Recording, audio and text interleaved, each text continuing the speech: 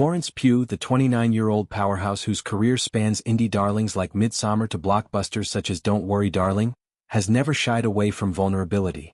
In a revelatory chat on the Louis Theroux podcast, she dismantled the myth of effortless sex scenes, slamming completely inappropriate directorial demands and offering a nuanced take on intimacy coordinators, the unsung heroes and occasional hurdles of modern filmmaking.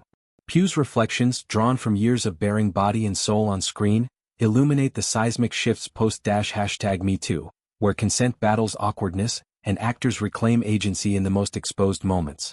Her story isn't just personal, it's a blueprint for an industry still grappling with power imbalances, where the line between art and exploitation blurs all too easily. Pugh's entree into intimate scenes predates the intimacy coordinator era, a time when such roles were non-existent, and actors navigated vulnerability solo. "I did a lot of my sex scenes before that was even a job," she recounted, her confidence a hard-won armor. Self-assured and vocal, "I'm quite happy in my skin, I've always been able to make sure that I'm heard." She nonetheless recalled directives that crossed ethical lines. "There are plenty of things that I remember where it was just completely inappropriate to have asked me to do that, to have directed me in that way," she admitted. These weren't abstract hypotheticals. They were lived indignities, where directors wielded unchecked authority, prioritizing vision over well-being. Pugh's candor echoes countless #MeToo testimonies, underscoring how pre-2018 sets often treated intimacy as a technical checkbox, not a human exchange. Her experiences in films like The Falling or Little Women demanded emotional nudity alongside physical, yet the latter often lacked safeguards, leaving performers exposed, literally and figuratively. Enter intimacy coordinators, a post-#MeToo innovation formalized around 2018, designed to choreograph closeness like any dance routine. Pugh champions their potential.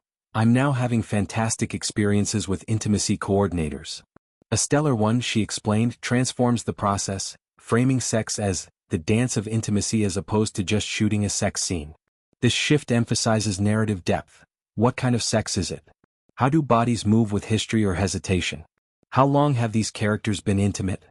Questions that elevate mechanics to storytelling.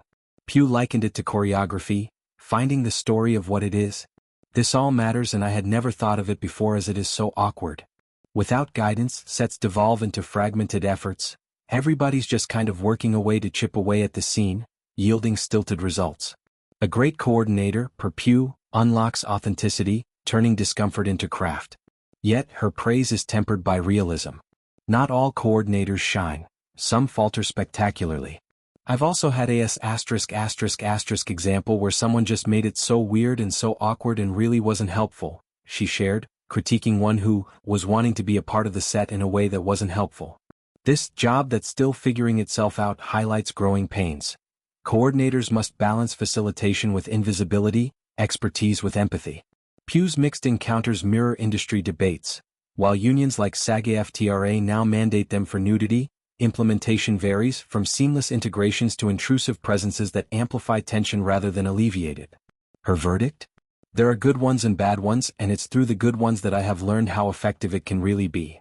This pragmatic lens positions coordinators as tools, not panaceas, in the ongoing fight for set equity. Pugh detailed the modern protocol, a far cry from the ad hoc past. Conversations now unfold weeks before filming, demystifying the taboo.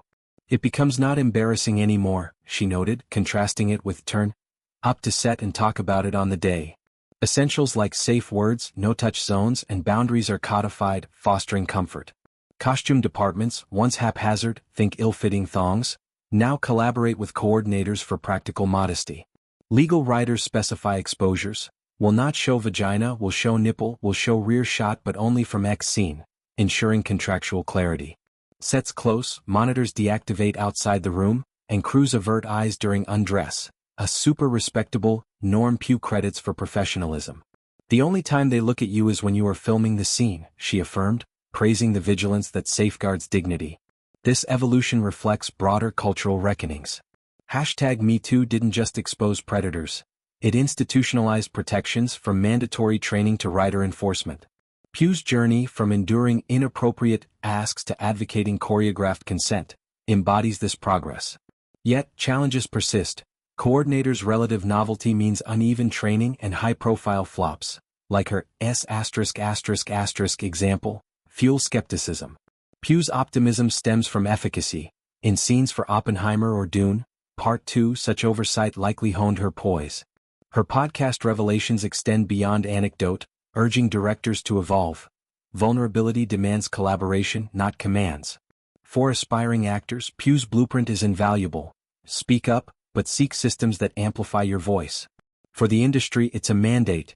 Intimacy isn't incidental. It's integral, warranting the same rigor as stunts or dialogue. As Pugh continues to redefine on-screen sensuality, her words challenge filmmakers. Make space for the dance or risk stepping on toes. In an era where bodies tell stories, her advocacy ensures those stories honor the tellers.